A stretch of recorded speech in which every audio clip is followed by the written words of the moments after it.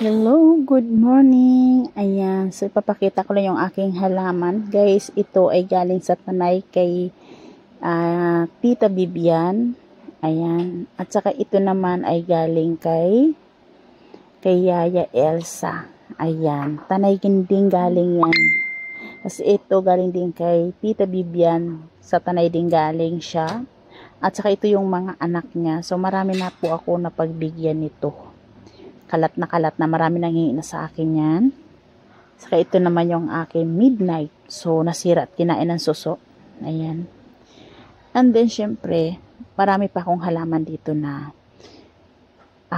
nabuhay na siya kasi ito guys, kinain ng suso. So, ganitong hitsura. Pero yung iba, marami na po ako napagbigyan yan. So, ito yung aking isa pa sa mga halaman na kinain ng suso. So, mabuti naka-recover. Ayan, nabuhay uli siya. Tapos, syempre, nagpunla ako dito sa baba niyan. Saka, syempre, ito, galing Masbate. Ayan. Ayan, nagsimula lang sa isang puno yan. So, ang iba dito, guys, namatay po. Dahil nga po, nababad sa ulan. Ayan. Nawala siya. Natunaw ang laman niya. Yung pinakapuno, natunaw. Ayan. Syempre, ito naman yung iba, guys. Ito. Ayan. So, nakakaiba yung niya, dahon. Ito guys, hindi ko lang alam kung ito ay parang Chinese ang niya. Parang ganun siya. Ito lang naman napaiba din dito. At saka ito guys, nagsimula lang ako sa isang puno. So, naparami ko na siya. At marami po akong pinagbigyan nito. So, kung anong mayroon akong halaman, mayroon din po sila. Ayan. Ito bagong punla yan guys. Bagong tanim. Ayan, dito naman tayo sa kabila. Ayan, so malaking dahon niya guys. Ngayon maliit lang siya kasi kinain ng suso. Yung pinakamalaking dahon, kinain ng suso. Ayan. Ito yung aking orchid. Sa bisis para mamulaklak siya guys. Ayan. Sa kahito naman guys, papakita ko sa inyo. Isa sa mga halaman na akala kong mawawalan talaga ako kasi namatay na siya, natunaw sa ulan. So, mabuti na lang may naisalba ako na isang piraso. Naka-recover na siya, guys. Saka nakakaiba din naman to guys. Ayan. At saka ito, guys. Ayan. Ito nagpunla ako, guys, ngayon lang.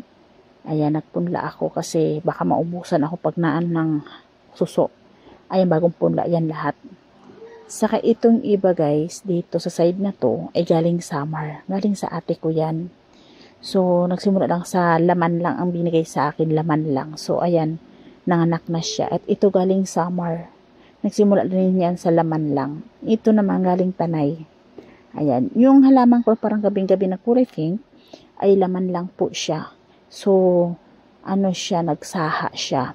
Kaya dumami at saka marami na po akong napagbigyan din yan. Lahat ng klaseng halaman mayroon ako na ibigay ko din po sa nanghingi. May kasabihan nga, share the blessing. Pero syempre lahat ito guys ay galing sa Masbate. Marami po kong halaman na namatay. Magaganda talaga mamahalin yung halaman na namatay. Kasi nung kasagsagan ng lakas ng bagyo, so nababad siya sa ulan, namatay. Ayan. So ito lang ang natitira sa mga halaman na galing Masbate guys. Ayan. Ito din kinakain ang laman niya guys eh. Kinakain ang laman siya. Nakikita ko sa mga binablog, kinakain yung laman niya. Parang kamuti daw yan. Ayan. Siyempre yung aking halaman dito sa gitna palagi ay himala at hindi pa naubusan ng bulaklak. Ayan. So hindi masyadong makita kasi sobrang init.